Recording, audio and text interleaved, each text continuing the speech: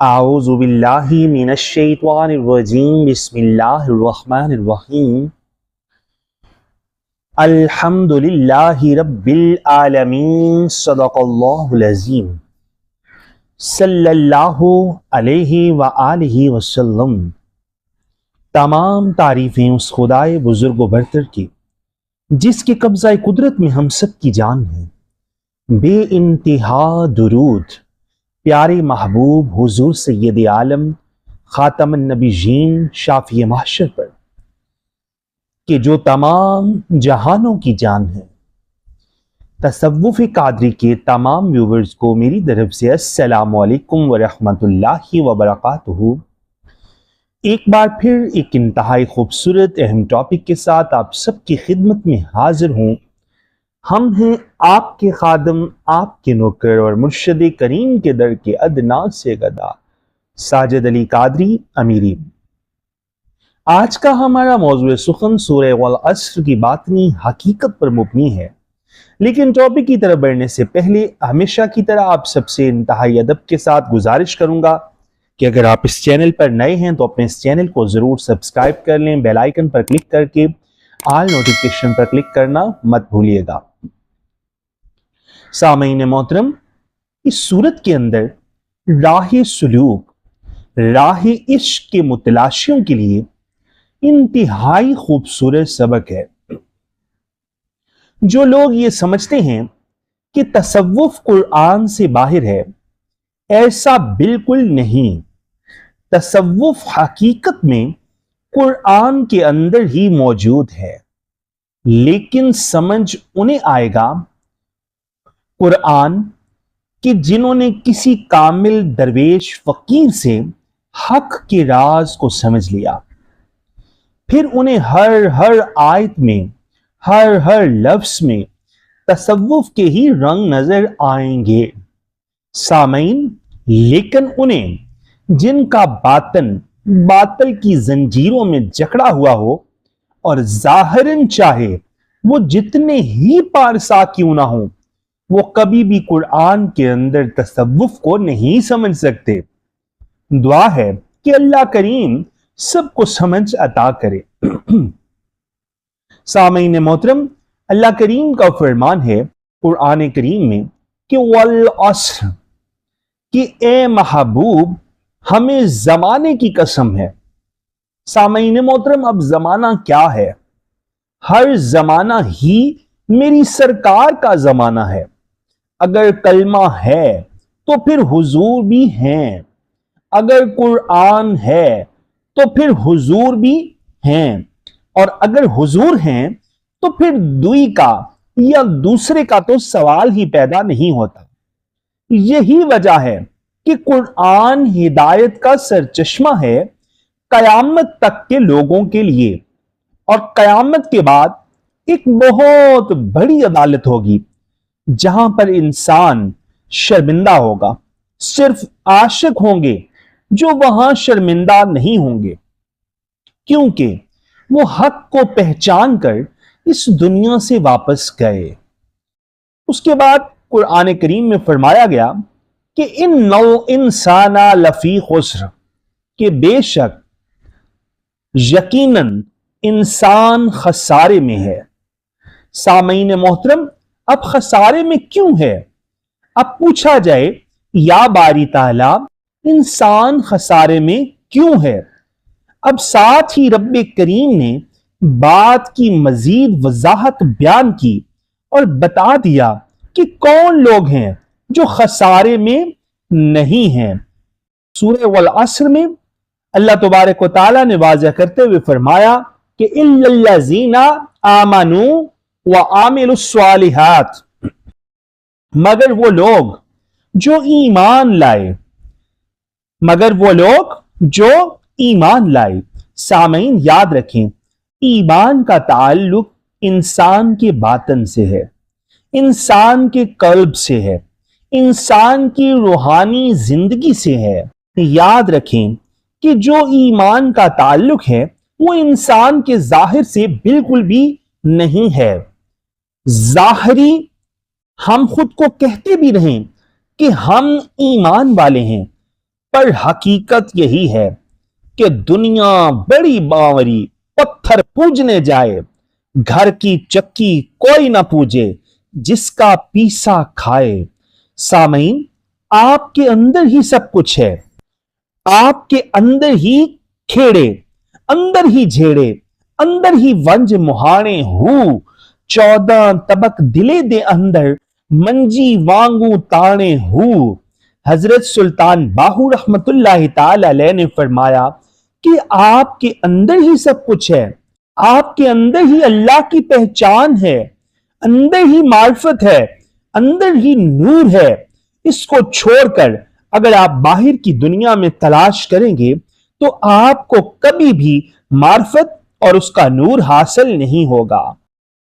यही बात कुरान भी कह रहा है कि इल्लल्लज़ीना आमनू व आमिलुस स्वालिहात, कि वो लोग जो ईमान लाए। अब याद रखें कि ईमान किस पे लाना है? अल्लाह की जात पर। और ईमान उस वक्त तक इंसान का मुकम्मल नहीं होता जब तक आप उसकी जात को पहचान कर उसकी शहादत ना दें और उसे जर्रे जर्रे में ना देख लें। उस वक्त तक इंसान का ईमान कामिल मुकम्मल नहीं हो सकता। सामीन मोहतरम, इल्लल्लज़ीना आमनू व आमिलुस स्वालिहात, कि मगर वो लोग जो ईमान लाए और नेक और अच्छे अमल करते रहे। सामीन मोहतरम, नेक और अच्छे अमल क्या हैं? नेक और अच्छे अमल भलाई है, खैर व बरकत की तलब है, अपने लिए भी और दूसरों के लिए भी। हम अमन कायम करें, हम दूसरों के लिए आसानी करें, हम दूसरों के लिए खैर व बरकत का जरिया बने, हम दूसरों के लिए हिदायत का जरिया बने, शिफात का जरिया बने। और हम इन तमाम अमल के मुतज़ाद चलते हैं। हम दूसरों की राह में पत्थर खड़े करते हैं, उनके रास्ते में कांटे बिछाते हैं, उनको तकलीफें देते हैं, उनको तंग करते हैं। कभी हमने सोचा ही नहीं कि हमारे साथ वाले का हम पर क्या हक है। कभी हमने ये सोचा ही नहीं कि हमारे अल्फाज से किसी को रंज और तकलीफ भी पहुंच सकती है। सामीन, यही सब नेक अमल हैं। आप अंदाजा लगाएं कि ये वही लोग हैं जो खसारे में नहीं हैं। सामीन मोहतरम, पहली शर्त है ईमान की, और ईमान का ताल्लुक बातन से हो गया। और दूसरी शर्त है नेक अमल, और नेक अमल वो जिनको हम कुछ समझते ही नहीं। यही वो अमल हैं जिनका जिक्र डॉक्टर अल्लामा इकबाल ने भी किया कि अमल से जिंदगी बनती है जन्नत भी जहन्नुम भी, ये खाकी अपनी फितरत में न नूरी है न नारी। सामीन, ये अमल से ही काम बनेगा, और अमल इंसान का उस वक्त तक पुख्ता नहीं हो सकता जब तक इंसान का बातन पाकीज़ा नहीं होगा और नफ्स जेर नहीं होगा। सामीन मोहतरम, ये बातिल की जंजीरों को तोड़ना पड़ेगा, ये नफ्स को जेर करना पड़ेगा, ये अनानियत के बुतों को तोड़ना पड़ेगा, फिर ही हमारे अमल अच्छे हो सकते हैं। उसके बाद फरमाया गया कि वह तवासौ बिल हक़्क़ि व तवासौ बिस सब्र, कि जो हक की तलकीन करते रहे। अब हक क्या है? अल्लाह की ज़ात ही हक है। हुजूर किबला पिया पाक शाह अमीरुद्दीन हुजूरी कादरी रहमतुल्लाहि ताला अलैह फरमाते हैं कि हक हक कर दे बोते हक हो गए। यानी हक का आईना इस तरह अपनी ज़ात के सामने रखो कि लोग आपको देखकर हक को तस्लीम करें। कीता हक दा कायम निशाने थे, शीशा ला मकानी दा रख अगे, हो गए ने ला मकाने थे। सूरत यार दी वेख कुर्बान हो गए। यानी जब तक इन्नल्लाह खलका आदमा अला सूरत ही की ही समझ ना आई, उस बात की ही समझ ना आई कि आईने में सामने कौन खड़ा है। सजने के वो शायर ने क्या खूब कहा कि सजने के वक्त वो ये भी जरा देखते नहीं कि आईना देखता है उन्हें किस निगाह से। सामीन मोहतरम, आईने की ही अगर समझ ना आई कि देखना किसे है, حضرت ڈاکٹر علامہ اقبال نے کیا خوب فرمایا کہ اپنے من میں ڈوب کر پا جا سراغ زندگی، تو میرا نہیں بنتا تو نہ بن، کم سے کم اپنا تو بن۔ یہی بات حضور فرما رہے ہیں کہ صورت یار دی ویخ قربان ہو گئے، یعنی صورت محمدی کو دیکھ کر قربان ہو گئے۔ آیا سمجھ دے وچ قرآن اے تھے، قربان ہو جانے کے بعد پھر قرآن سمجھ میں آیا، اس سے پہلے قرآن کی سمجھ نہیں آتی۔ بس ظاہری قرآن پڑھ کر عملاً وہی غیبت، وہی چغلی، وہی کینہ، وہی حسد، وہی طمع، وہی لالچ، سب کچھ وہی ہوگا۔ اب اللہ کی بارگاہ میں عمل سے سرخرو ہو سکتے ہیں، صرف پڑھ لینے سے سرخرو نہیں ہو سکتے۔ سامعین محترم، آخر میں آپ کہتے ہیں کہ امیر الدین ایس عشق دے بحر اندر غوطے لا گئے نے کئی جوانے تھے، کیونکہ قرآن ایسے جوانوں کو مرد مومن کہتا ہے جو عمل میں پختہ ہو گئے۔ اور آخر میں قرآن کریم میں سورہ والعصر میں ہے کہ وَتَوَاصَوْا بِالْحَقِّ وَتَوَاصَوْا بِالصَّبْرِ، جو حق کی تلقین کرتے رہے اور جو صبر کی تلقین کرتے رہے، کیونکہ اللہ صبر کرنے والوں کے ہی ساتھ ہے۔ اور یہاں پر ہی ساری بات ختم ہوتی ہے کہ وہ اللہ کس کے ساتھ ہے۔ اللہ کریم ہمیں حق و باطل میں تمیز کرنے کی توفیق عطا فرمائے۔ اگلی آنے والی ویڈیو تک کے لیے اپنے اس خادم کو، اپنے اس نوکر کو اجازت دیجیے۔ اللہ نگہبان، فی امان اللہ۔